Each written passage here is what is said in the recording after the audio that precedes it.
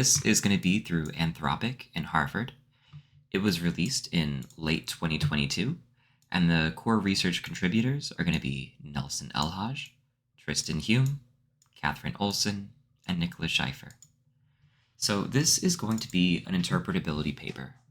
And what we really want, what would be very convenient, is if these ANNs have this ideal structure of neurons being associated with features, which is to say that whenever you see a dog, the dog neuron goes off. Or in neurobiology, there's this idea, this grandmother neuron, that whenever you see your grandmother, a neuron fires in your head. There's a specific neuron for seeing your grandma. That would be really, really cool from an interpretability standpoint to understand the internal mechanisms of these neural networks. However, we don't see that. That's something that seems to be extraordinarily rare if it happens at all. So we're going to be investigating that. We're going to use a toy model where it's going to be, these are going to be very, very small things. What we're primarily going to be dealing with is 5 features in 2 dimensions and a ReLU slapped on top. And so importance is going to be just some scalar multiplier on top of the features, giving some higher importance. And what we're going to see is we're going to see 2 primary things. We're going to see superposition and interference. So let's scroll down. This picture right here is a wonderful image. It really sums up the core ideas that we're going to be talking about this entire time. So we see, based on color, we have the most important features to least important, and we have sparsity going up, where sparsity just means it's more rare to see that feature. Whenever we have 0% sparsity, the neural network acts as if it's a linear system, even though it's nonlinear. So what it's going to do is it's going to take the 2 most important features, and it is simply going to map those to be orthogonal inside of this representation space. This representation space is literally like neuron 1 is going horizontal, and then neuron 2 is going vertical. And so you see that these 2 things were orthogonal, everything else is mapped to 0. However, as you increase sparsity, what we're going to see is that the neuron is going to have to start sharing features. It becomes polysemantic. Poly meaning many, semantic meaning meanings. And so each neuron, of course, this is not orthogonal. This is just some orthogonal space within this neuron space. So what we're going to see is that this neuron in the positive direction is going to be associated with one feature, and in the negative direction, a less important feature. And do you see how most important to least important is mapped here, or somewhat least important? And then it has a similar thing right here. It's whatever configuration minimizes the loss, of course. But now, each neuron, or at least each orthogonal direction inside of this space, is going to have 2 features associated with it. But as sparsity increases, we actually see the introduction of interference. So we're going to have almost orthogonal features to where they're almost 90 degrees apart inside of this specific space. And they're just going to take all 5 of them and put them as separately as possible, as far away from each other as possible within this space. And now we have 5 features which are mapped into this 2-dimensional space. It's deeply polysemantic. However, this interference is going to come up because what if this top left feature and this far right feature are firing? Well, whenever that happens, it is going to act, it is going to be destructive, and it is going to act as if it becomes this feature right here. It's always going to be a question of, are 2 features firing that cause some interference to make it look like another feature, or is this feature actually firing? We don't get to know because the space is so small.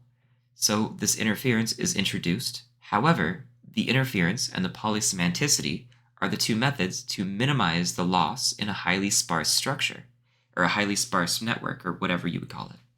So that's what it takes, of course, because that minimizes the loss, so it's designed to do that. We can see in some ways that this neural network is going to be noisily simulating a larger, highly sparse network. Ideally, there should be enough space to where the neural network can look at the space it has and say, okay, each feature gets one orthogonal direction. But it doesn't have that. So it creates this feature, this idea right here of polysemanticity and interference.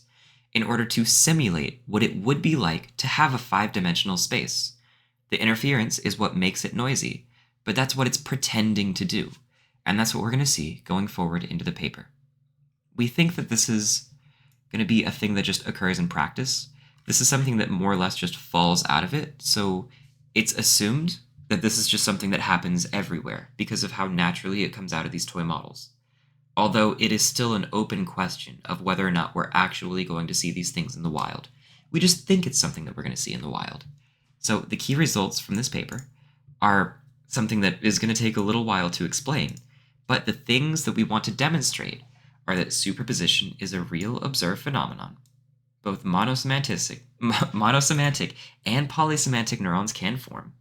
Some kinds of computation can be performed in superposition, and whether or not they're in superposition is governed by a phase change. And, lastly, superposition organizes features into geometric structures. And that's going to take us to definitions and motivation. So, in definitions and motivation, whenever we talk about a neural network, we think of having features of the input represented as directions in activation space. We naturally say things like word embeddings have a gender direction or vision models have curve detector neurons. But this is assuming a lot about the geometry of the network that we're dealing with. So what we're going to do is we want to motivate that a little bit more. So we're going to introduce this linear representation hypothesis, which is a bunch of, honestly, big words for something that's really straightforward. This isn't something we need to make networks work, but this is something that we need for interpretability to guarantee that we can actually talk about these things. So we're going to introduce decomposability and linearity. So decomposability just says that the features are going to be a whole bunch of Legos that you can take apart and put back together in many different ways in order to help you make the network work like you want it to work. And linearity just says that there's going to be a direction. We're applying some geometry to the network that we're dealing with. And we need these things if we want to talk about interpretability. So we're going to introduce, with these ideas, we're going to introduce the idea of a privileged basis. A privileged basis just means that there's a feature and a neuron, and they're going to be aligned. If this neuron is firing, that means that we see this feature. But then there's also going to be superposition, which is to say there's more features than dimensions, leading to superposition. And whenever we see one neuron firing, that means that multiple features are actively being represented. So let's talk about the empirical phenomena of what's going on. And the classical one is going to be word embeddings from Mikolov et al. From 2013. And this is going to be WordDevec. And the famous example is going to be to where you have this vector space and you want to apply some arithmetic to it, and you can use that to get these semantically meaningful phrases. You have king minus man plus woman equals queen. That's a really straightforward thing to see. That makes sense to people. This isn't some obscure wall of numbers. This makes semantic sense. And so this is the idea of being able to apply some arithmetic to it, being able to apply some geometry to the features within the network. Then we're going to see latent spaces, which is essentially doing the exact same thing, but this thing brings up the DC GANs of, when were those? 2015? 2015, yeah. And this just goes a little bit further with the vector arithmetic. And we're going to deal with interpretable neurons, which just means that these are going to be neurons that you can look at, and these neurons are aligned with some feature, and that feature makes a lot of sense, like the grandma neuron, to where that neuron is firing, you see your grandma, you think, okay, that neuron is the grandma neuron, that I know what it does, that is very interpretable. Then there's going to be universality, which is just to say that some features are extremely useful and easy to grab a hold of. So a lot of networks are going to use similar features because they're so useful and they're so available. And then there's going to be polysemantic neurons, which is just a neuron firing, and it's polysemantic. There's many meanings or many features that are being fired with it. So let's ask the question of, what are features? We've been talking about features a lot, but is a feature a grandma? Is a feature a cat? And don't worry, because we're going to say 3 different things, And then the one that we're going to take is still very hand wavy. So features are really hard to define. It's really hard to say exactly what it is. We just know that under certain regimes, you can look at it and be like, yep, that one there, that one's a feature. So the first definition that we're going to be using is, or one of the definitions that you could use is features as arbitrary functions. So if we scroll back up here, the thing that makes this a feature is that you can apply this arithmetic to it. These are arbitrary functions that you can operate on, and then what comes out is another function. So there's this closed function space that you can deal with, or I'm sorry, closed feature space. However, the problem is sometimes it doesn't make sense because like man plus royalty equals king, that makes a lot of sense, but cat plus car or cat minus car, that doesn't make a lot of sense. That doesn't naturally seem like a thing you would say or you would talk about, but you can do this with this definition. The next definition is as interpretable properties, which leads into the universality we saw a second ago, that talks about features as natural concepts, things that you can look at as a person and be like, oh, yeah, I see what you're trying to say there. I see what the network is trying to do.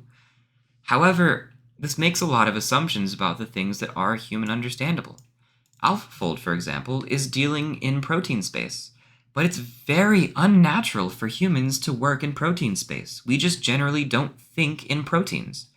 However, AlphaFold does. So if AlphaFold finds a lot of really meaningful features with respect to protein synthesis, this might not be a human understandable concept, even though it would fit all other definitions of a feature and still kind of make sense to us to be a feature. So there's problems here too.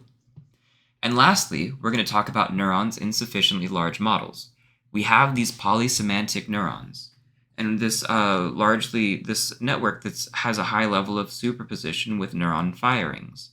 So we say, okay, well, if the network was infinitely large and everything was perfectly linearly independent, we could say that each neuron would be associated with a feature. However, the problem is, well, this is the definition that we're going to go with. This has the least obvious failures. But this assumes that that's going to happen, which is kind of an assumption in and of itself. However, this is the definition that we're going with. It's still very hand-wavy because what does it mean to say, oh, this is what a neuron would be in an infinitely large neural network? That's still, I don't think that's absolutely wonderful, but they say it's probably not important to think of the definition too hard. We'll just talk about it. There seems to be some kind of comprehensible thing that a feature is. We're just going to run with it. And so let's talk about features as directions. So we saw a second ago that we had king minus man plus woman is queen. And so this is going to be a geometric interpretation of exactly what's going on. We can talk about gender and royalty as features, which we apply some arithmetic of. We apply a function of them, and we get some synthesis that seems to make sense. So we're going to call the representation linear if it corresponds to directions in activation space, which is to say you can have more or less of it, you can add or subtract it, and you can also do compositions of other functions. And W here is just going to be your weight matrix. And of course, X is your input, and you have your features F. So it's not a coincidence that these networks are going to have these linear representations. Whenever we think of the actual computations, the flops, it's primarily linear. Like linear things are getting that computation. So there's going to be a lot of space for this network to grab onto the computational things. Whenever it's being evolved by stochastic gradient descent, there's going to be some set of algorithms that it can grab onto. And so it's going to grab onto the easiest ones that minimize the loss the most. It's our loss, and we need to lower it now. So naturally, we can think of linear functions as ideal candidates for grabbing onto and improving whenever we see these networks. And so these are the natural outputs of algorithms that might be implemented. These make it linearly accessible to other layers within the network, because whenever we see them and they're very comprehensible, it might imply that, hey, in the next layer, because you're not doing some crazy nonlinearity to it, you can just take it and you can move it really easily into the next set of algorithms that you're using in the next layer. It might be easier for other layers to grab onto these linear things. And then there's statistical efficiency, which I'm a little bit weak on understanding, but it says that this allows non-local generalization in models whenever you use these linear rules, or whenever you have this bias towards these linear objects. You're setting up kind of a meta rule for how this network wants to build itself, and because you have these general rules that are true everywhere, then you don't have to move so far up the hierarchy of the layers of the model to propagate this information. It allows it to be non-local. So, of course, the network can implement these things that we see through nonlinear mechanisms, but it looks like the linear mechanisms are going to be the most efficient way to implement a lot of the things that we see. So there's going to be this leaning towards make everything as linear as possible, and then the things that have to be nonlinear, then we make those things nonlinear. Cool, and we can jump into privileged and non-privileged bases. So even if the features are encoded as directions, we want to know which directions. There's no inherent reason that a network is going to want to align features with neurons. As long as they're orthogonal, they do the job well enough. However, there could be some activation or there could be some general mechanism implemented within networks to actually make it like basis aligned. Now, the network can always learn to make this or not make this neurally aligned whenever it's actually dealing with things.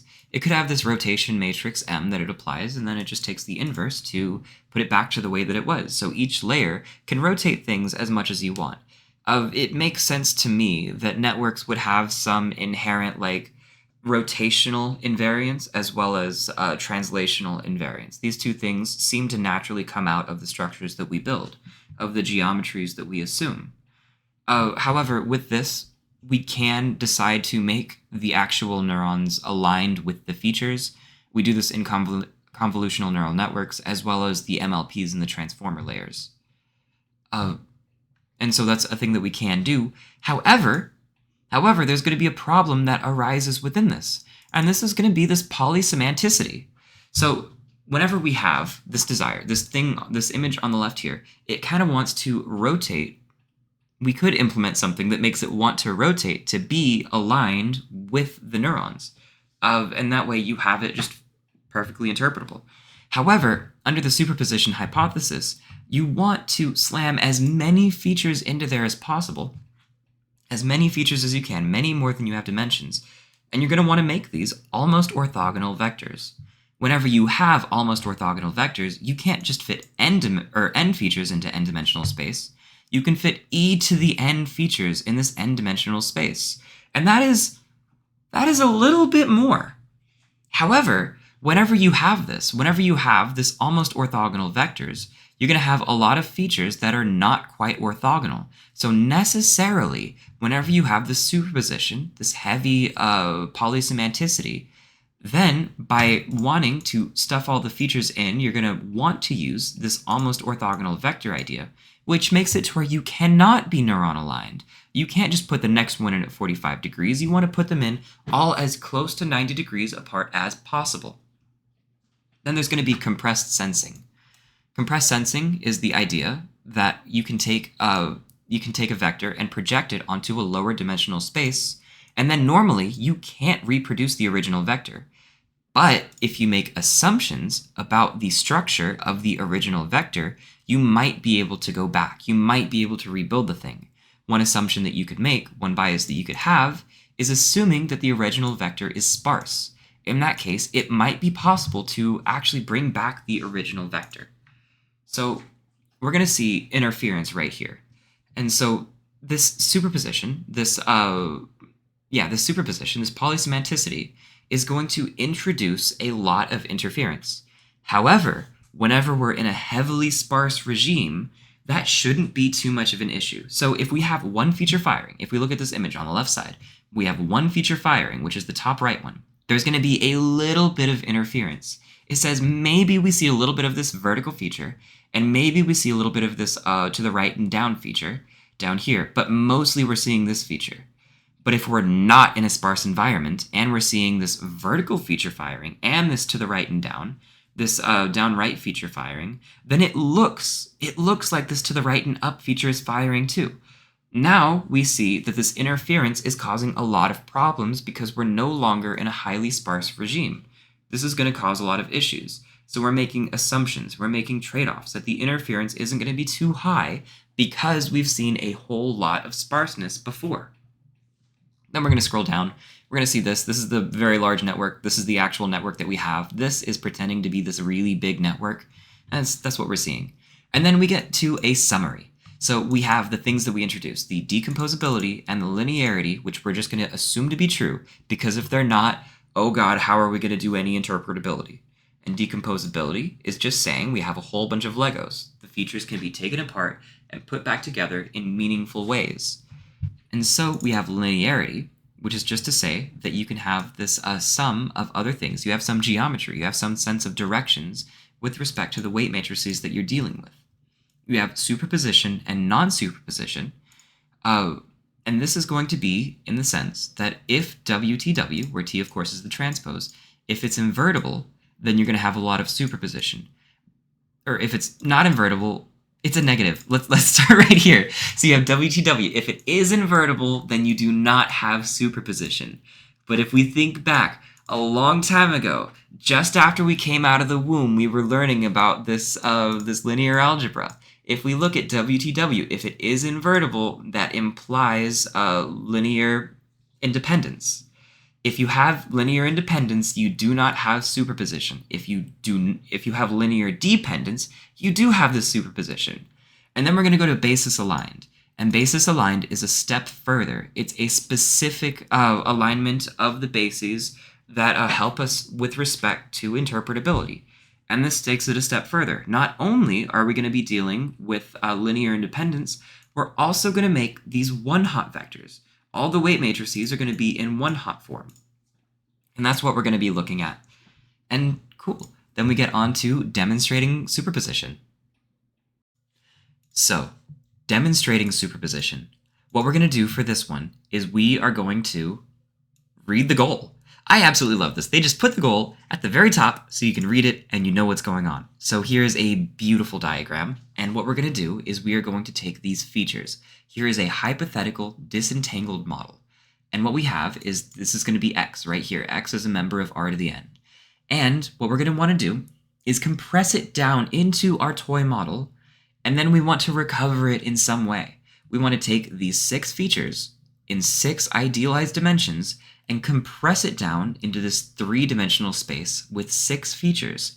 And then, to show that we actually had superposition, what we want to do is we want to bring it back up. We want to bring it back to this idealized state.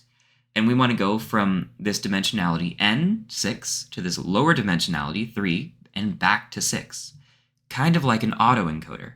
And that's going to be the way that we actually show that we have this superposition, by packing in more features than we have dimensions. So we have a toy model. So we're going to need some toy data. And there's 3 major assumptions that we make whenever we're actually producing this data to put into our small model. We're going to assume sparsity. So we were just talking a little while ago, think way back, I'm talking like probably tens of seconds, to back whenever we were talking about compressed sensing. Whenever we had the assumption that we had a highly sparse regime, we had the ability to compress down to map our high dimensional vector to a low dimensional space and still be able to bring it back up to the high dimensional space. So we're going to assume sparsity. This is also something we see in the natural world. Well, the example they give is most conversations aren't about Martin Luther King. We're going to have more features than neurons. This is just going to be a thing that happens seemingly a lot in the real world. There's going to be way more features than you have neurons. And so this is going to be a central tension in representations of neural networks. And then we're going to vary them in importance. Not all features are going to have the same importance. Some things are just going to be way more important than others. And that's it. That's everything that goes into our synthetic data, and we can actually start building it in practice. So we're going to have some x sub I, and this x sub I is just going to be uniformly distributed between 0 and 1. However, it's going to be 0 with probability S for sparseness. And we're going to multiply it by some coefficient I for importance. And that's it. The sparseness, S sub I, is just going to be mapped to S. We're just going to have the same sparseness throughout everything, and this is going to make really pretty visualizations. We're going to have our model, which is mapping X to X prime. We see right here we have X, which is the original model up here, the idealized model, and mapping it down to X sub I. X prime, which is going to be the lower dimensional model. And then we're going to map it back all the way up to X. So we're going to have two things. We're going to have a linear model as well as our nonlinear model, our ReLU output model with the activation function of ReLU applied to it. So we have this hidden representation, W, and then we map it down. Here's the, okay, so let's scroll back up. We have the input, and then what we're doing, well, I should say this black part is the input, and then we have our hidden layer, which is going to be this black thing right here. And then what we're going to do is we're literally just going to take the weight transpose and pull it back up. So it's not quite an autoencoder. It's not learning to compress it down and then bring it back up. It's just learning to compress it down. That's all it's doing.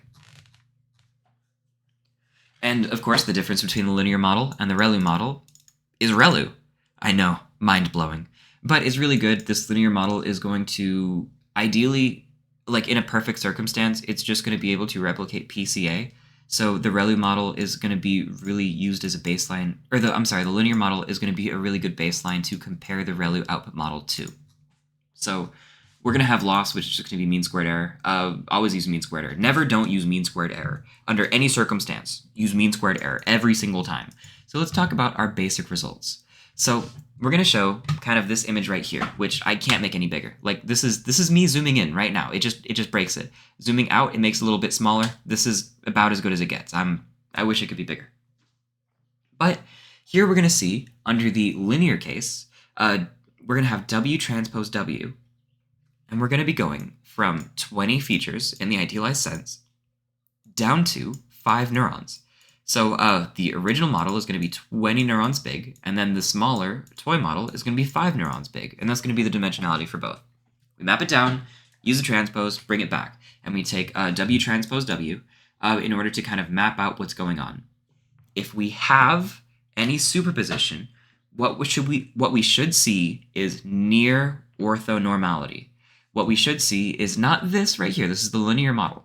To where we're going to have this diagonal line, but we're going to see some other stuff too. This is just pure orthonormality, to where you have these 5, m equals 5. You have these 5 things that are represented, and everything else is just mapped to 0. Interestingly, the bias is just going to take on the expected value. We're going to see the bias right over here to the right, and then we're going to see that the values, the red is 1, blue is -1. And so here, we see that, oh, it just took the 5, like the most important ones. It mapped those, and everything else is just mapped to 0 because the interference was too high in this specific case. Oh, let's scroll down a little bit. Before I get into sparseness. So what we're going to have also is this W sub I. This is going to be the norm of the column vectors. Yeah, so we use the norm of the embedding vector. There we go. And so this is going to tell us, if it's 1, whether or not there's any superposition, or whether or not it's represented. I'm sorry, it says right here whether or not it's represented. And then its color is going to represent its superposition, where 0 is going to be no superposition and 1 is going to be superposition. We discover this by literally, oh, here we go, this is a little bit bigger. We discover this by literally just taking the dot product of all the things. So here's the norm of the vector. I think that's the norm, right? I think that's the norm, yeah. And then we just multiply it by another vector.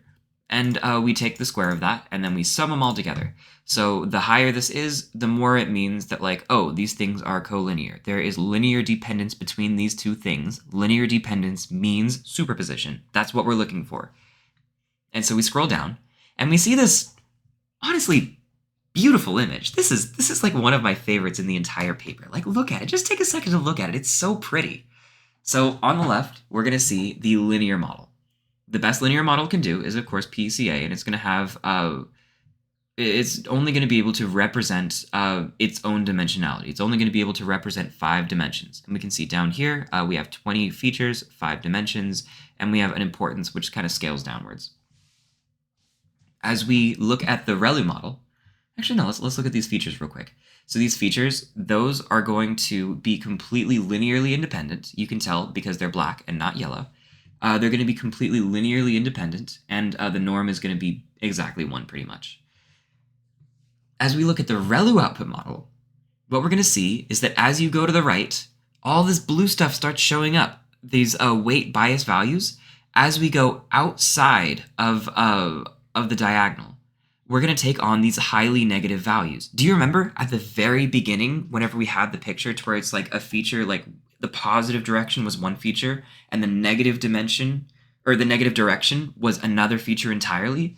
That's what we're seeing right here. These blue dots represent that another feature is represented by the negative dimension inside of that.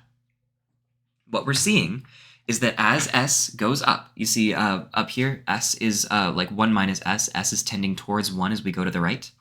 As we increase sparseness, what we can do is we can make more assumptions about the original high dimensional vector that we were dealing with. And so that means that the loss is actually going to go down if we assume superposition, because the interference is going to go down as well. As sparseness goes up, interference between the two things is going to go down. We can safely assume that we're not going to see these features at all times. This helps us lower the loss. So over here at the left, we see really, really, really high interference. Whenever we try to map anything else to it, the interference just crushes us, and the best that we can do is pretending to be a linear model. So, because of that, we see that there's complete linear dependence. However, as sparseness increases, the least important features, or the less important features, I should say, begin to be represented more. We get a little bit longer down this tail of the diagonal, and we're also seeing some blue. We jump down, and we see that the norm is still basically 1 for all of these, but 4 of these snap immediately to very high superposition. This is look at the right. This is basically entirely yellow. It's not a little bit in superposition. No, it's entirely in superposition.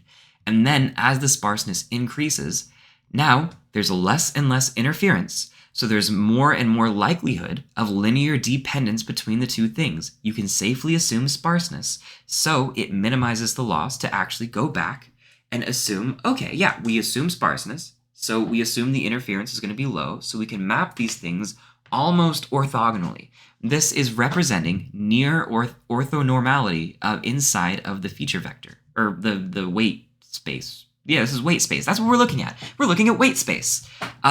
So now, as the sparseness increases, there's only one feature left that is linearly independent, and everything else is linearly dependent, high superposition. But then, in these last 4, we're basically seeing that superposition just dominates, and you just see this explosion of this relationship of all these things. And you're also going to notice that it's mostly blue. If you see red, it's really, really light red, but it's mostly blue. So if you pack another dimension in using superposition, you want it to be in the negative direction. And that's pretty cool. So this is absolutely a wonderful thing. These graphics in this paper, they're on another level. They really are. So scrolling down, we're going to see the same thing again. This is just higher dimensionality. Now we use 80 and 20 instead of 20 and 5. But we see basically the exact same thing, to where superposition just begins to dominate. And we also see that the norm of the embedding vector actually starts to not tend towards 1, and it becomes much, much smaller, which is interesting. So for the mathematical understanding. So we saw that adding this ReLU seemed to allow superposition. But for the linear model, no matter what the sparseness was, it never got to have superposition. So why is that? It turns out that if you start looking into it, the main thing that the neural network is doing is it's balancing 2 things: the feature benefit and interference. And these are the 2 things that we're going to look at. So we want to ask why the linear models essentially just form PCA. So let's take a second and actually look at this. And so the solution that this paper found was in another paper from Sachs et al. In 2014, looking at linear models. And they found, essentially, that the loss is a balance of 2 terms. It is going to be this feature embedding is going to be this weight column, which says, okay, now we can see down here, I can't highlight it though. If we were to like have a perfect representation of this feature, or this weight column, which ideally is linearly independent in the linear case, if we were to perfectly represent it, how much lower would the loss become? How much benefit can we actually see? And this is compared to the thing on the right, which is the interference, this linear independence. If we take the dot product between any two columns, and then we multiply it by this importance, and square it, of course, just how much is that going to add to the loss? Any linear dependence is punished through the loss. Any interference whatsoever is strictly a bad thing, no matter what. So it wants to maximize feature benefit while having no interference whatsoever, which is what we saw just a second ago. We saw complete linear independence, no superposition. However, for the ReLU model, what we saw is something a little bit different. So for this linear network, it doesn't say it.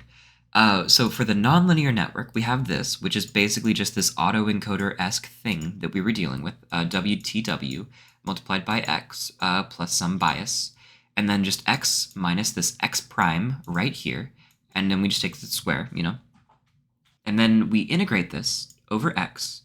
Well, we don't integrate over x, it's over the space of x, but it's using the probability of x. We multiply it by the probability of having that x, where that probability is given by the sparseness. And then we have this entire paragraph here, which just says s is equal to 1. This is just a spicy equal sign. Don't let anybody tell you different. And so as we actually have that, the difference between the linear model and the nonlinear model, we're just going to take, in this, they just say that we take x equals 1 to make it as similar as possible to that thing we just saw. We have the feature benefit, again, to where this is just going to be the best representation possible of this specific feature. So if we take that and we compare it to the interference, how does it do? The main difference that we see, so one small important thing is that this bias, if this representation is doing bad, the bias can actually come in clutch and just take the expected value of whatever's going on here, and that'll help minimize the loss. However, the interesting thing is here on the right. So as we look at this WJ, WI, this dot product can be negative. Anytime that it was negative over here, you square it, and that sends it to positive in the linear case. But in the non-linear case, yeah, you still square it, but you slap this ReLU on top of it. So what you can have is you can have negative interference. You can just set this to where... Hang on. Am I getting that right? No, I'm not. You square it after the ReLU. Yeah, okay, so I am seeing that right. Okay, that was a mistake on my part. You don't square it, then take the ReLU. You ReLU, then square it. So anytime this WJ, WI, anytime that is going to be negative, ReLU sets it to 0.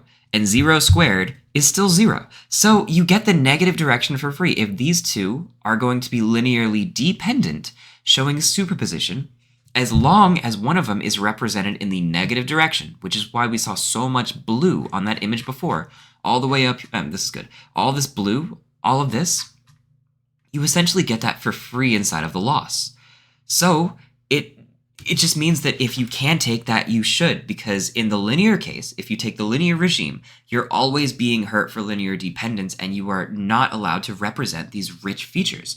However, in the nonlinear case, this ReLU specifically allows you to map it to 0, have a lot of superposition, and still really minimize the loss. This is the best way to minimize the loss.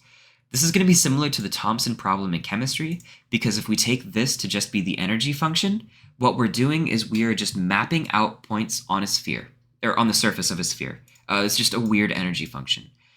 And so, there's a couple things we want to bring up. That ReLU really prefers to make interference in the one sparse case of in the negative direction, which is what we've been seeing so far. And then that was about it. Yeah, that was about it. Cool. And that's That's the main motivation for why superposition does occur and why it occurs. And that'll take us to superposition as a phase change. All right, for superposition as a phase change, we are essentially asking, so, okay, we have it up here, all the way up here, scrolling all the way up. Whenever we look at this, there's going to be some linearly dependent or linearly independent features and some linearly dependent features as we increase sparsity. What's going on there? And also, a lot of the features just aren't represented some of the time. This is vaguely reminiscent of phase changes inside of physics and something that we can actually look at. So what we're going to do is we're going to create a toy model of a toy model. We're going to be dealing with only two features in one hidden layer in the same network that we've been dealing with. But one of the two features is just going to be set to an importance of 1. And the other one, we're going to scale it in two different ways. We're going to have the importance go from 0.1 to 10, and we're going to have the sparsity go from 1 to 0.01. And so this is just on the second feature. The first feature is more or less set, and we are going to be modeling the second feature. So here is an image of it, and there's 3 possible things that can be done, right? So either there's 2 features. So the first feature is given its own dimension, the second feature is given its own dimension, and the other one is forgotten in that case, or they both enter into superposition. These are the 3 possible states that you could be in. So if we look at the feature density, whenever we have a complete density, there is 0 sparsity up at the very top of this image, we see that as you increase feature importance, you see that as the second feature is really unimportant, it says, oh, well, I already have this important feature, I'm just not gonna do anything. And that continues until you get to the point where the second feature is more important than the first feature. Then there's just some catastrophic forgetting. The first feature is just thrown out, and the second feature is completely remembered. But as you increase sparsity, going vertically downwards, what we're going to see is that there's actually multiple states that it could take. To where it could be to where if the second feature is really unimportant, it's just not going to learn it. But there is a large space whenever you have a lot of sparsity.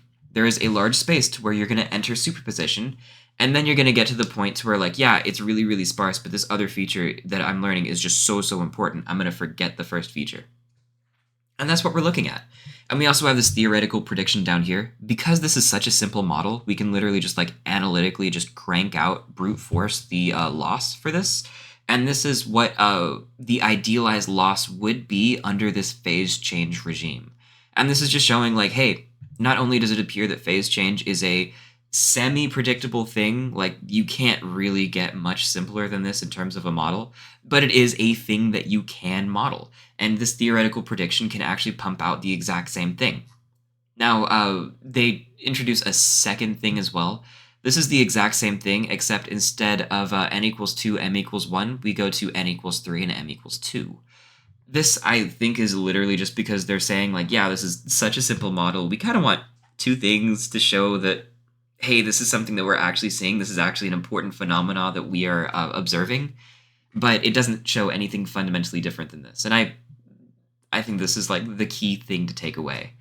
And that's really about it for that. We jump onto the geometry of superposition. So for the geometry of superposition, this is the first ones where they actually give you a disclaimer. They say that, hey, so we're using a toy model, and a lot of this feels a little bit too elegant to be true. A lot of things just seem really nice, and that's probably because we're dealing with such a small model. So it's important to keep that in mind as we go through the specific part. We've been dealing with non-uniform superposition, or non-equal importance across features. We're going to start using uniform superposition, where everything's independent, equally important, and equally sparse. And we're going to just take these two to be set, and we're going to crank up the sparseness as we go.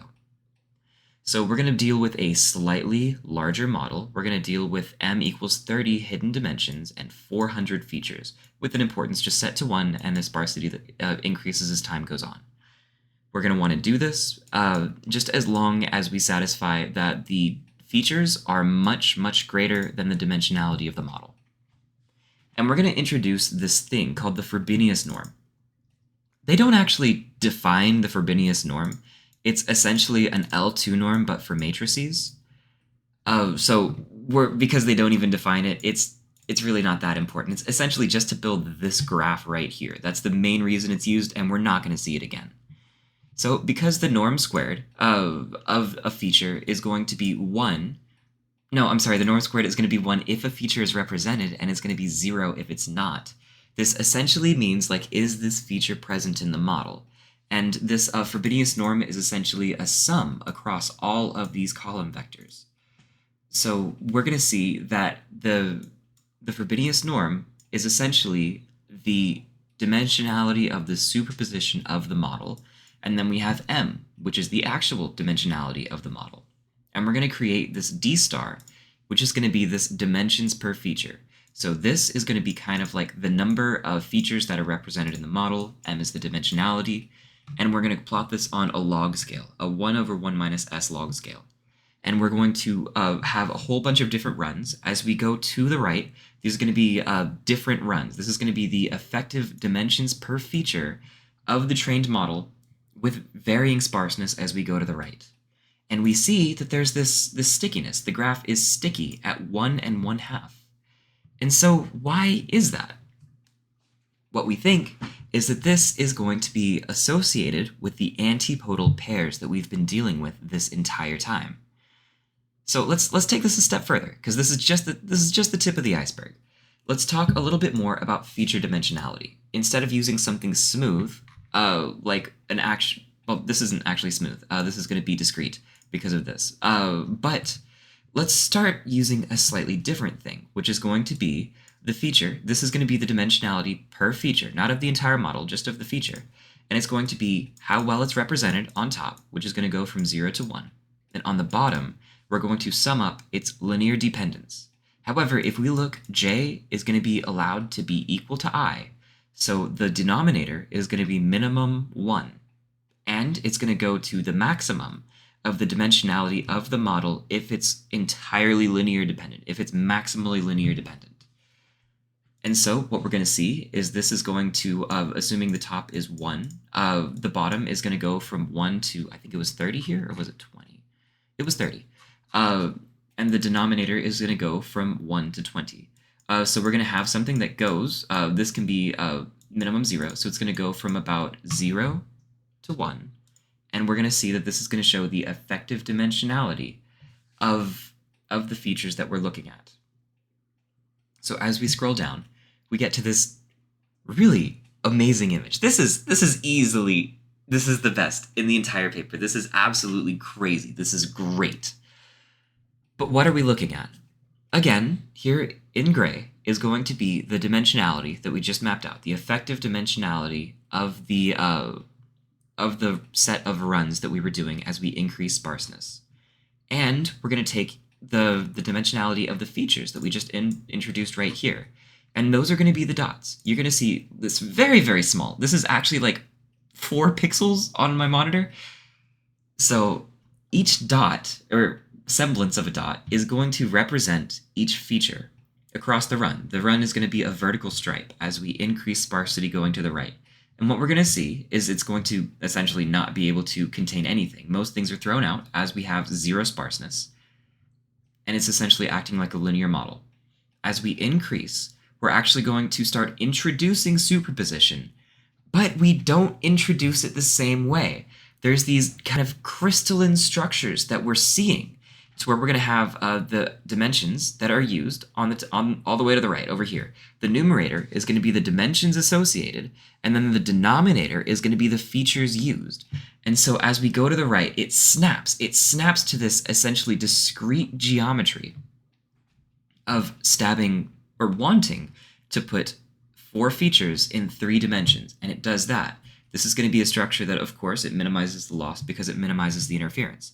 And we see it actually cruises downwards until the 1/2 is very sticky. It really likes these antipodal pairs to where you have 2 features in 1 dimension. But you have this exotic shape here, this structure here, that's telling you about all this. And we can visualize it up here. This is essentially a bubbling up of the use of these kind of like sub-manifolds, I guess you could call them, these substructures, to where you are taking multiple features and putting them in superposition in a very careful, efficient way. And as you cruise to the right, you see the number of features in superposition begin to increase, which is really cool in and of itself. But it's not the same. It's not uniform across the number of dimensions. And as we get to an incredibly sparse model, something a little bit more realistic that we might see in the wild, it just turns into I think Neil Nanda called this the everything bagel, or he said that somebody called it the everything bagel, which is just hilarious to me. And you get this exotic structure that starts to bubble up as you increase sparsity across all of these training runs, which is it's just amazing. So this is going to be associated with, of course, the phase changes were like ice, water, and steam. And whenever we're looking at superposition, we're kind of looking at ice. And there's not just one ice. There are many structures that ice can take, many crystalline forms. I think we learned, like, it was really recent. I think it was like less than 6 months ago that Uranus actually has different forms of ice than we have here on Earth because of the magnetosphere affecting like what kind of shapes that ice wants to take, which is crazy. That ice is like the ice that we have on Earth is going to be like a somewhat rare thing, specifically because we are on a planet with a pretty good magnetosphere. Insane. But why? Why these geometric structures? What we're going to see is that some of these look a lot like the Thomson problem. And the Thomson problem essentially chooses to represent a feature as a thing embedded as a point on an m-dimensional sphere. And of course, we can treat these a little bit like electrons around an atom. There's going to be some set radius, and they're going to try to push each other as far away as possible. At least that's the belief that we take in this specific paper. And so we see things that are really similar. We see outputs that are really similar to the Thomson problem. And it also introduces these Teagham products, which are solutions to the Thomson problem, to where you start to kind of spread out the dimensions, and you have these the synthesis of these structures, these low-dimensional spheres on which you plant your features upon. This is just going to limit the interference, and that's pretty cool. And that brings us to the aside, the polytopes and low-rank matrices.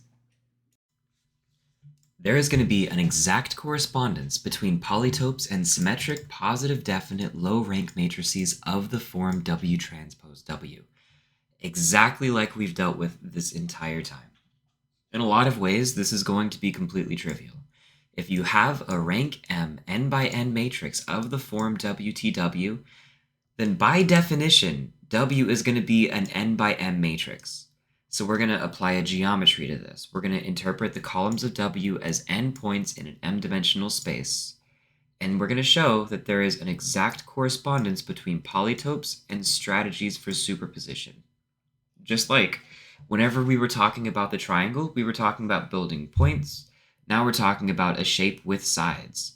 And what we're going to ask is if we have a rank n minus I matrix of the form WTW, what is it not going to represent?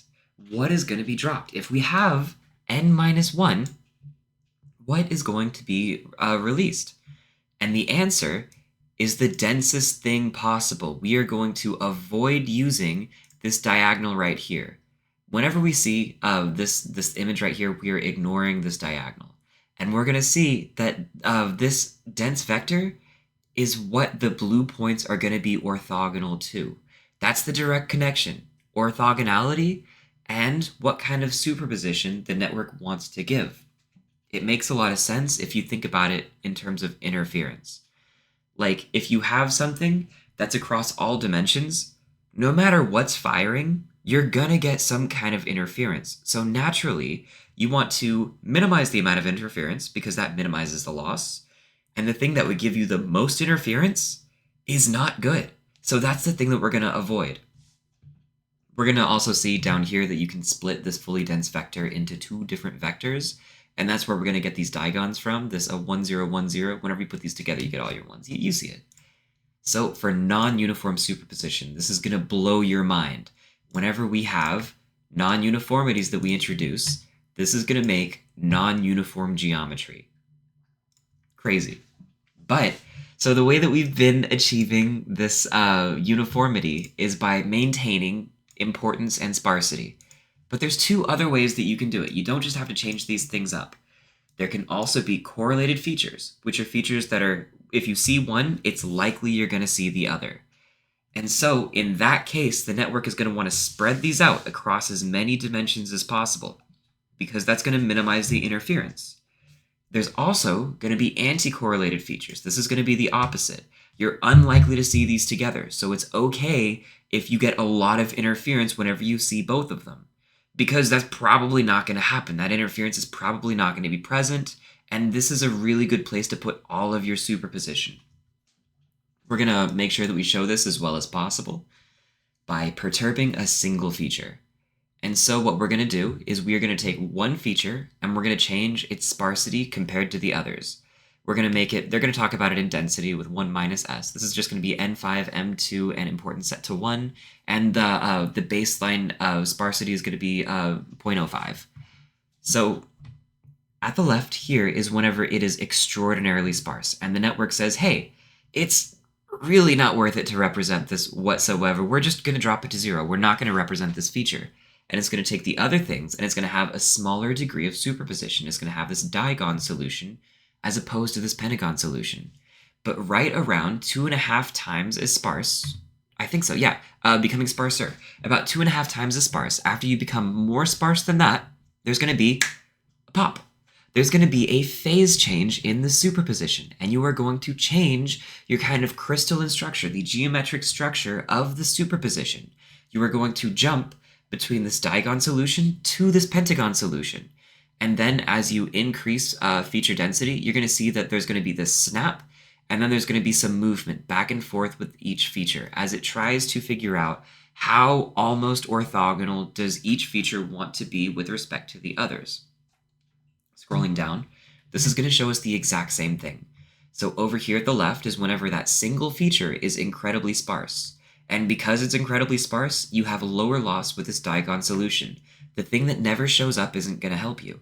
And then you hit this about 2.5 times sparsity point, and suddenly there's this jump. There's this intersection point to where suddenly the pentagon solution is going to be the formulation, the geometric structure that has the minimal loss for the network.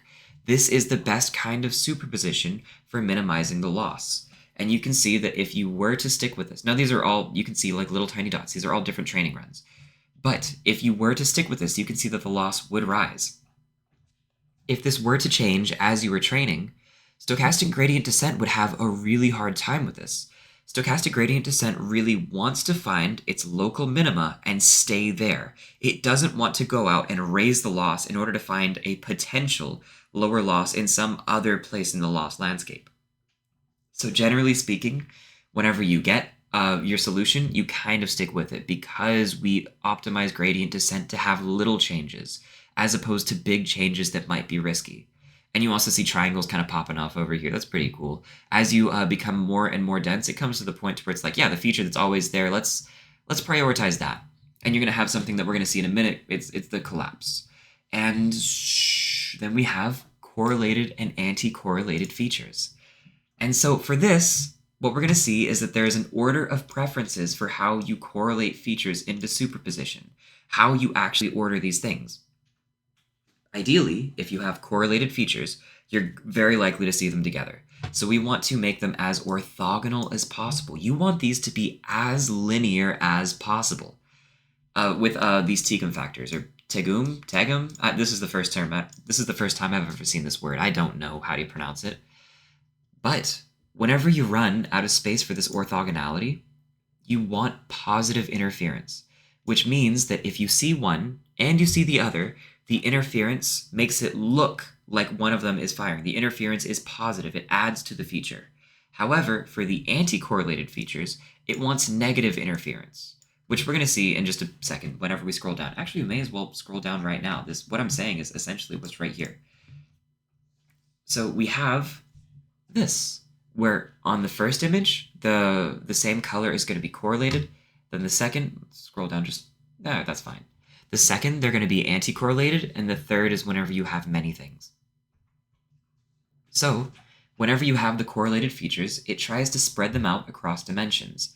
And then whenever you have, right here, they're non-correlated things, not anti-correlated, but non-correlated, It's to where if this red one on the left is firing, it pulls away. There's interference away towards the left from this blue. So if they're both firing, it's going to bring itself to the center. It's going to be destructive interference. However, well, that's what we're going to see in the anti-correlated case too. It wants these Teagan pairs.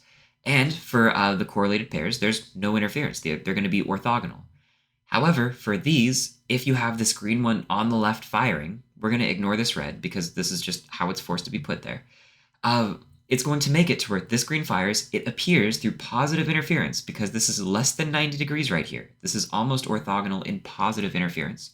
It's going to drag the activation down into the left, making it appear as if the green is firing, even if it's not. And if you have the blue firing, it is going to be destructive. It's going to be negative correlation, negative interference, bringing it to the center. And that's the way that the network is going to want to structure these things, to make sure that the correlation leads you into the regime in space of this set of features that you always see together firing. And that's pretty cool.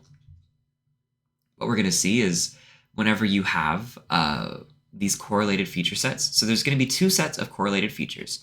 They're not going to be anti-correlated. It's just two independent sets, and they're going to be correlated. There's going to be some subspace. The network is going to naturally split itself into subspaces to where you have this very, very linear looking thing, which is correlated feature set 1 compared to itself, and it's going to try to spread itself out and have the minimum amount of superposition.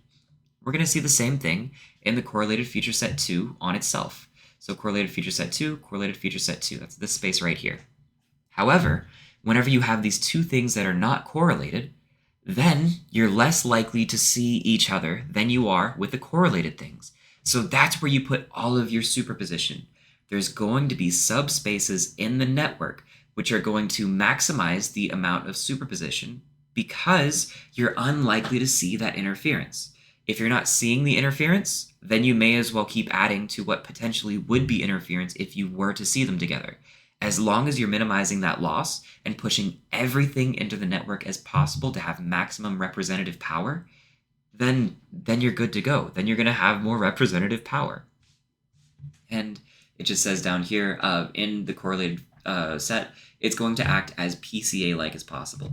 It is going to act as linear as possible. There's also going to be a collapsing of correlated features, which is to say that sometimes, especially down here, starting at the right, we're going to have the most sparse situation, and we're going to become more dense as we go to the left. We're going to become less sparse. As you go and become less sparse, more dense, then you're just going to have less representative power because the interference is going to become too strong. It's going to affect the loss too strongly, and you want to become more PCA-like. So the collapse that's going to happen is you're going to have these correlated features, but the interference is too strong. So you're going to collapse the representation into something very similar to PCA. And the principal component is going to be A plus B over root 2, which of course A and B are going to be these red dots. And you're going to ignore the second component, A minus B over root 2. So what you're doing is you're just collapsing it into the principal component, and you're representing that. And it's going to be divided by root 2, so it's going to be collapsing inwards a little bit. And of course, less objects, like less directions to represent almost orthogonally, means that you have less interference. So you're going to be a little bit better with respect to interference as you become more dense. And you see that it's going to collapse, collapse, collapse, collapse until you eventually get a very linear-esque representation, a very linear model. And that is the trade-off that it's going to make. As you become more sparse, you get to have more superposition because the interference isn't as much of a problem. And that's going to take us to superposition in learning dynamics. After that nice aside, let's jump into a quick little detour. So we want to talk about how the superposition is going to evolve over the course of training. So we introduced this kind of geometric idea that seems to have been showing up in a lot of other places, including just how we generally talk about neural networks. So we kind of want to understand, if we look at the network as this exotic crystalline structure, this geometric structure, what actually happened to cause it to take that geometric structure? What kind of crystallization happened as it was forming to show us the network that we have now. We found regular polytopes and we found all of these exotic things. What else might there be?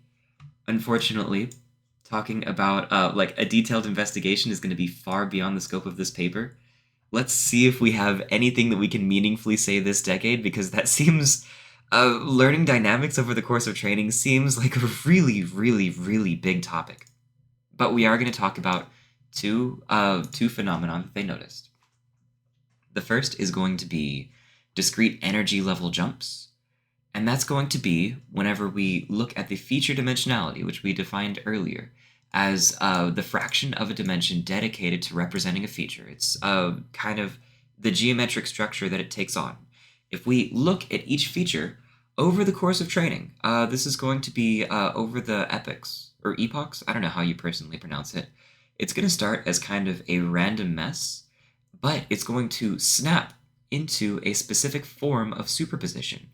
And these specific snaps are going to align themselves very nicely with the loss curve, to where there's going to be all of these discrete actions, which are the discrete actions are jumping into one form of superposition or jumping into another. Here we see the 1 over root 2. And saying that we have this loss curve. And this smooth loss curve can be shown, well, they say this is the phenomenon they saw at least, that there's these discrete objects, these discrete jumps of energy between each feature that all together sum up, they coalesce into the smooth loss that we've seen before. And so the smooth loss is going to be composed of different jumps between different things. And so we can talk about the smoothness with respect to these other small things, and they say, kind of funnily, more broadly, we can consider this to be the phenomenon of grokking, which is a really big sentence. I think grokking is a more esoteric bit of jargon.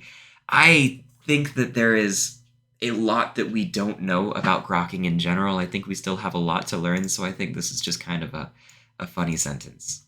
But we also have phenomenon 2, which is learning as geometric transformations. And they show this really, really pretty graph right here, which is going to be to where we have 3 correlated features and 3 other correlated features. They're not anti-correlated, they're just not correlated. And we have 3 dimensions because that's easiest to visualize. And we're going to have all of the weights starting randomly close to 0. And the first thing the network is going to do is start separating the collection of the correlated things it has. One set of correlations is set to positive, the other set to negative. This is reminiscent of what we just saw like 10 seconds ago. And this is going to be very PCA-like. This is going to be pretty much a linear transformation separating the correlated objects. And then, after we separate them as much as possible, so that's going to be the separation right there. And here at B on the loss curve, this is going to be measured in training steps, and we're going to see this loss curve vertically. We have a reason for this curve right here, and then it jumps into a different mechanism. Then it's going to start to spread these out and go into superposition within the correlated features as much as possible. It's spreading out those dimensions in order to minimize that interference. So we see another curve right here that is well defined by this visualization. And then from C to D, what we have is this rotation separating the 2 closest things. I'm not so sure why it aligns like a triangle right here. There must be some kind of regularization going on, pushing it into that specific configuration. But it learns to start separating them out. That way everything is as far away as possible. And that actually corresponds to an octahedron. And that means that with these discrete steps that we have defined that the network is taking through these visualizations, we can say why the loss curves are the shape that they are. We can say what phenomena is taking place in order to describe this. And that is super cool.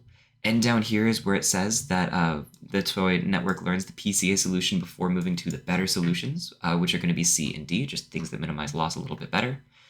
And this implies that it's going to take the simplest answers first, minimizing the amount of superposition it goes into, and it's going to learn as time goes on optimal nonlinear methods in order to minimize the loss. And that's pretty cool to see that through visualization of the training of a network exactly what's going on. And that takes us to the relationship of adversarial robustness.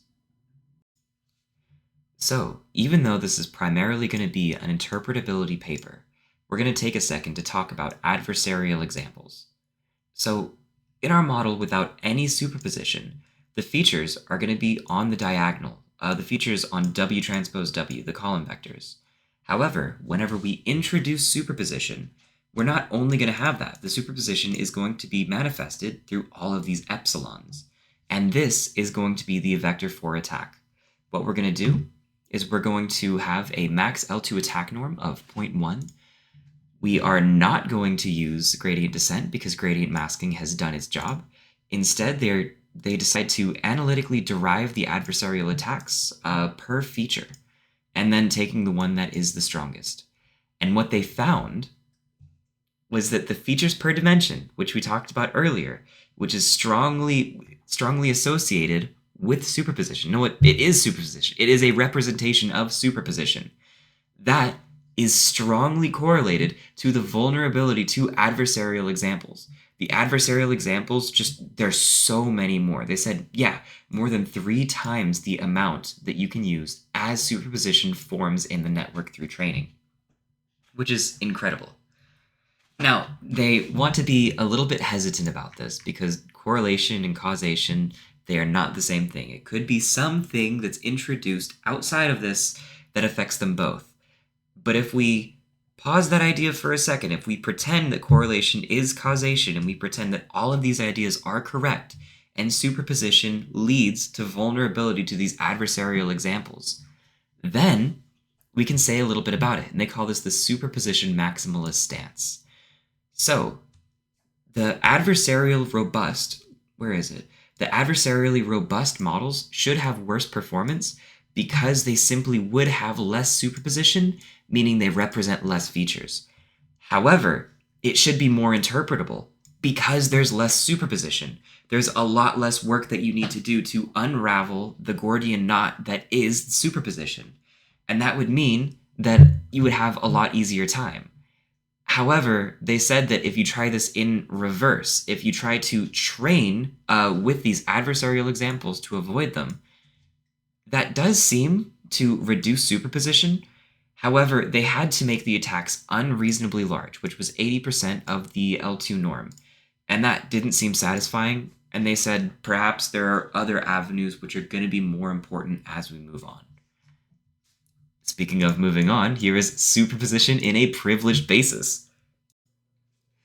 Everything that we've been dealing with so far with superposition has been in a model without a privileged basis, which is to say you can take the internal activations inside of what's going on and you can rotate it any way you like, and it's still the same network. It doesn't matter how you rotate it.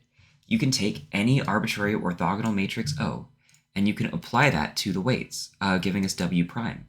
Whenever you multiply this out, the rotation just falls away. It's an identical model if you rotate it. However, even though this is going to be deeply elegant, what we're interested in is essentially transformer MLP layers because that's what forms the LLMs that we see today. So we want to investigate what superposition in a privileged basis looks like.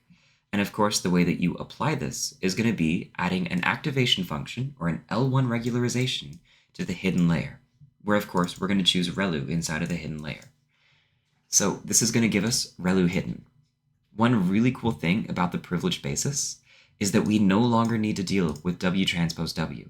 We can directly look at W, which is what we're doing right down here, and we can interpret it directly. Because whenever we apply this privileged basis, the features align with the neurons in a structured way. The network wants the neuron space and the feature space to be the same because of the privileged basis. And that's pretty cool. We can see the no superposition case at the top left here. It basically builds an identity matrix. And as we move to the right with a polysemanticity, what we see in superposition is this exotic structure that we want to explore more in detail. So keep this middle right thing right here in mind. That's what we're going to see right here. So what we're going to do is each different color is going to be a different feature. Each column in the stack plot is going to be a neuron, And multiple different colors mean multiple features, and that means polysemanticity. That means superposition. Anything beneath this black line is negative. So we're going to start with a pretty small model with in importance scaling downwards. What we're going to see is there's going to be the best of 1,000 models. We see the one with the lowest loss, of course. And we are going to have an arbitrary neuron order because it's just a set. So we can lead in with monosemanticity to where it is one feature per neuron, and we see monosemanticity completely. Oh, looking over at the right, we're going to see that as we scroll down, we are increasing in sparsity, and we go from monosemanticity, which is this lovely lilac, to polysemanticity, which is going to be this dandelion. And this is going to work the exact same way we've seen it the entire way through. So as we look, scrolling down, moving up in sparsity, we see that the first thing that happens is two features are going to be put into superposition. Now there's going to be 3 features per 2 dimensions. However, this is not going to be an equilateral triangle like we've dealt with before. This is actually going to be like a 45-45-90 triangle. This is going to be to where the 1-1 feature, the most important feature, is the last 2 are scaling downwards in importance. The 2 less important features are going to be an antipodal pair, while the more important feature is going to be orthogonal to the other 2. So there we see the shape, the geometry of superposition that we've been dealing with quite a bit. As we scroll down, what we're going to see is that this one doesn't have a very simple explanation, but as we increase in sparsity, what we're going to see is more polysemanticity, of course, and this really beautiful structure forming on the left. But there's going to be features that seem to fire to tell how important one neuron is going to distinguish between how important or unimportant features are, not a feature doing that. So what we see is this kind of scaling to how important do we want these features to be based on what we've seen before, and where do we put them? How deeply into superposition are we going to stack these? Or what energy state are we going to see? What effective dimensionality are we going to apply to this feature to put it in the network to have the best representation possible? And as we scroll down, interestingly, what we see is that each feature is going to start to correspond to a pair of neurons. And it's going to start to form a binary code, or it seems like it would produce a dense binary code. But with only 10 features, we just don't have the ability to do that. We see this is the densest code that forms. The most important thing to see is what we've been seeing so much already. The introduction of this privileged basis is that we still see the same thing. There is a shift from monosemanticity to polysemanticity as sparsity increases.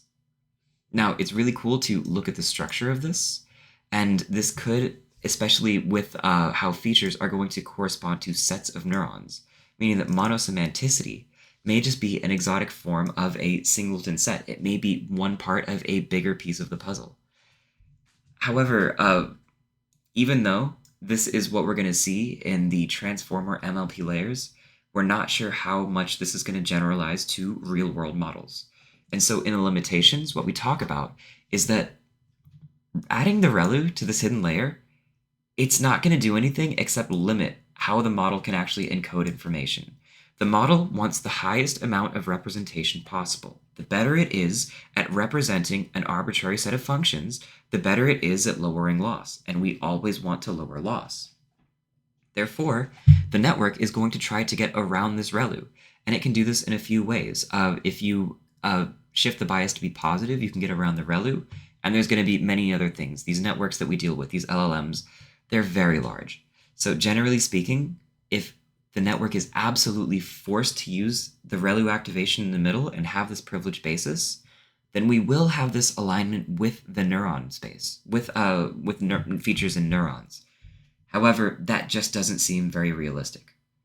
Which takes us to the next section, which is going to be computation in superposition. We have been shown rather extensively that you can store sparse features into superposition. However, what if you can actually do more? What if you can perform entire computations in superposition? We're going to be shown a little experiment where we used a privileged basis in order to compute y is the absolute value of x. we're choosing this function, and we're choosing a privilege basis, because the function can be easily recreated using ReLUs, and the network is going to have ReLU very easily accessible to it. The only difference between this network and the last one is going to be now the weight matrices are going to be uncoupled. They're going to be two separate things. This makes it to where we can no longer reasonably talk about W transpose W. It just doesn't make sense anymore. So in order to visualize and understand it, we're primarily going to use stack plots as well as graphs. We're going to have n equals 3 and n equals 6 for the monosemantic control. And what we're going to see is that the network naturally builds a positive side and a negative side in order to compute this function. You can see that there's a positive and a negative 1 applied to the feature, which will be like, I don't know, like 1, negative 1, 1. And what we're going to see is that as you plug in negative 1, it's going to pump it to the next thing, and it's going to be multiplied by 1 as well as negative 1, then ReLU is applied to it. So negative 1 times negative 1 is going to give you 1, and then you slap a ReLU on it, and that's going to be 1. The other one's going to be 0. And so you have 1 plus 0 is 1. The absolute value of negative 1 is 1. And you're able to do it. So we have a control that works. Let's stab in a bunch of sparsity to force this into superposition and see what comes out. We're going to have n equals 100 and n equals 40 with a falling off in importance. And of course, sparsity increases as we scroll lower on the page. So at first, exactly as expected, under the dense regime, under the dense regime, it's going to be completely monosemantic. It's going to be able to focus on all the first ones, which are going to be filled completely with numbers. So you're going to be able to talk about your first 40 dimensions, and then the rest is just going to be thrown away. It's just going to be forced to 0 or noise or whatever it is. But as you scroll down, and as it slowly becomes more and more zeros to where as sparsity increases, it's not going to be like 1, negative 1, 1. It's going to be like 1, 0, 0, 0, 0, 0, 0, negative 1, 0, 0, 0, 0, 0, 0, 0. What we see is the really interesting case to where, remember that height is associated with the feature's magnitude, so like closer to 1 or whatever. We're going to see that as polysemanticity arises, the features that are placed in, those are going to be really small in magnitude. And as you continue scrolling, you see that the features actually grow in magnitude as superposition begins to dominate. But these with the really small things, we're actually going to have a name for that. We're going to see it in just a second. It's called asymmetric superposition. And so, just as a quick aside, so this performs the computation, which is amazing. It's really amazing. You force it into superposition, and the network knows how to route the features through the correct functions in order to tell you what's going on. That's super cool. But as a quick aside, if we just take the 0.01 that we saw right up here, right over here, we see something that looks really familiar. We've seen it in vision models, and we've also seen it in language models, which it says on language models. There we go. So there's going to be neurons that appear interpretable whenever you're actually examining them. So you look at something like this right here. Mostly it's going to be associated, this neuron is going to be associated with this feature. So primarily it's going to have that. It's going to have your primary feature, but there's going to be these secondary characteristics that show up under different regimes, under different contexts. And this is across, of course, both vision and language. And this polysemanticity seems to very naturally tell you why this is happening, which is really cool to see. But I think the more important thing, the more interesting thing at least, is this asymmetric superposition. So we know that we can perform computation in superposition based on that last little experiment. But a natural question is, how? How does it work? Like, what is it doing? So this asymmetric superposition is actually going to be really cool, and it's called a motif for historical reasons. If I'm being honest with you, I don't know anything about systems biology. So what we're seeing is this is going to be a representation of the network. We can blank out certain things to make it rather clear that this is not so different from the control that we saw. Even though we're in superposition, the network is fundamentally doing very similar things. But we're also seeing this extra thing on top, which is going to be asymmetric superposition with inhibition. And there's going to be two different flavors. The only thing that changes is the positive or the negative. Let's pay attention to the left column. The most important feature right here, or I should say the thing with the highest magnitude, is negative, or over here, it's going to be positive. And that's it. So over here you have a negative times a negative, which is going to be, oh, I'm sorry, that's not how that works. This is the input and this is the output. So this is going to imply that you have a negative times a positive, which is primarily going to give you a negative. And over here it implies that you have a positive times a negative, which is going to give you a negative. Yeah. So the only thing that switches is going to be the sign. And so what we've been dealing with for everything that we've been doing so far is this regular superposition, or this at least symmetric superposition, where we are going to have about the same magnitude for everything that we're dealing with. But now in asymmetric, we change up the magnitudes of the features inside of this neuron. So this is going to cause one feature to heavily interfere with the other, but avoid interfering with the first. Through everything that we've been doing, through everything that we've been talking about, interference has strictly been a bad thing. It is a thing that raises the loss, therefore it is bad. However, in this case, whenever we're dealing with computation, interference is a tool. It is a tool used to route information from one place to the other. You want to change the location that you're firing inside of your latent space, inside of your activation space. So that interference really comes in handy. That's the tool that you use. However, we're also going to have inhibition. So, to avoid the consequences of this, because positive interference is generally speaking really bad, and sometimes you want that to be negative interference. That way the ReLU just destroys it, just deletes it. So you're going to have inhibition in order to turn that off. So this means that the asymmetric superposition is going to use interference in order to route the features to the correct neurons in order to enable this computation inside of whatever it's doing. Because it's primarily zeros, it's got to get the information where the information needs to go. And to make sure it doesn't go where it doesn't need to go, in order to make sure it works correctly, we inhibit things. And this is going to cause those activations to be forced into the heavily negative regime. ReLU sends it to 0. And so we're just going to see that shown right here. We're going to be shown magnitudes. In general, little times big is going to be of order unity. It's just going to be about 1. And we see that right here as well. The little times the little is, of course, going to be very small. And the thing that dominates is the large magnitude times the large magnitude. This is going to be very heavy interference. And of course, here we see that we have a negative times a positive, which is going to be a negative. So that's going to really, really dominate in the negative interference regime. But if you have the case for positive interference, what you can do is a different kind of thing. What you can do is you can just stab in a little tiny bit of a different feature.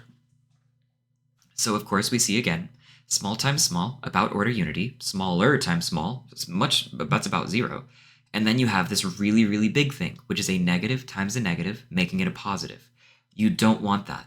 So you have this thing right here, which is meant to stabilize it. But I think there might be a bit of a typo here. I think it might be a bit of a typo because we're not dealing with operations. We're oparting. We're not operating. And that's just the way it goes. This is a really long paper. You're allowed to make mistakes as long as the main idea comes across. It's been very well written and there's been very few typos. I don't know if you've noticed them as we've been moving along. But I think this tan thing is supposed to be above. That way you have a positive times a negative, making it a negative, because this would be a negative times a negative, making it another positive, and two positives aren't really going to cancel out. Or maybe there's something else going on there. I don't know. But the main idea is that you put this tan thing in to massively inhibit the red. This is going to cancel out just about everything that's going on, send it into the negative regime, and then ReLU is going to clean it up. So that means that there's ways to route information within the network in order to enable computations to occur. We have shown that computations can occur in superposition, which is incredible. And there's also a few other things which aren't explained. But unfortunately, I hate to tell you, that is the last of the experiments. We move on to the strategic picture of superposition. Unfortunately, that is more or less the end of the paper. Everything after this is a discussion of where they want to go, and luckily, you're watching this in the future, which, hi, from the past. And more papers are already out that discuss these arguments and then break them down or build them up and talk about what worked and what didn't. So the rest of this is kind of just not that useful anymore. it's more useful to spend that time on the next paper or the paper that just got released a week ago with respect to my time. And so they say, I'm just going to fly through this. Although superposition is scientifically interesting, which, yeah, I'm making a video about it. I'm a little biased. I think it's really interesting. We are talking about interpretability. And the key part of interpretability is understanding what these networks do. We are just finding out that superposition makes it a nightmare. It's just causing so many problems. We have no idea what we're doing, and superposition throws a wrench inside of that. We have no idea how the models that we have today work. We have billions, or in some cases, trillions of parameters being thrown at these networks, or being thrown into these networks. And we don't know how they function. We don't know exactly what goes on in order to get the output. We only know that there is an output. And so we don't know what they do, so we don't know what they're gonna do. We only know what they've done in the past, which is not a great situation. That is not great for promising that we are not going to have deliberately deceptive or manipulative functions or models.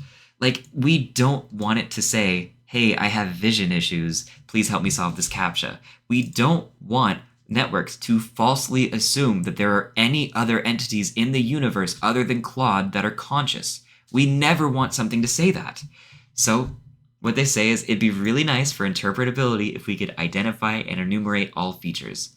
This all word kind of implies that features are like little Legos that you actually assemble and then you have some map into the neuron space. That fails in the next paper. That's just not something that works out. We're going to use something called SAEs, which are sparse autoencoders, to learn that, hey, it's actually kind of worse, even though SAEs are incredibly successful and they are wildly useful. And so that's going to be the main idea for finding a solution to superposition. And then scrolling down, we really don't find a whole lot more that we want to talk about. And that's about it. Hey, I really hope that you have enjoyed this little video. I really hope that you go in and you actually read through and you jump into it and maybe you accidentally learn something throughout this. I hope that you have a good day. Goodbye.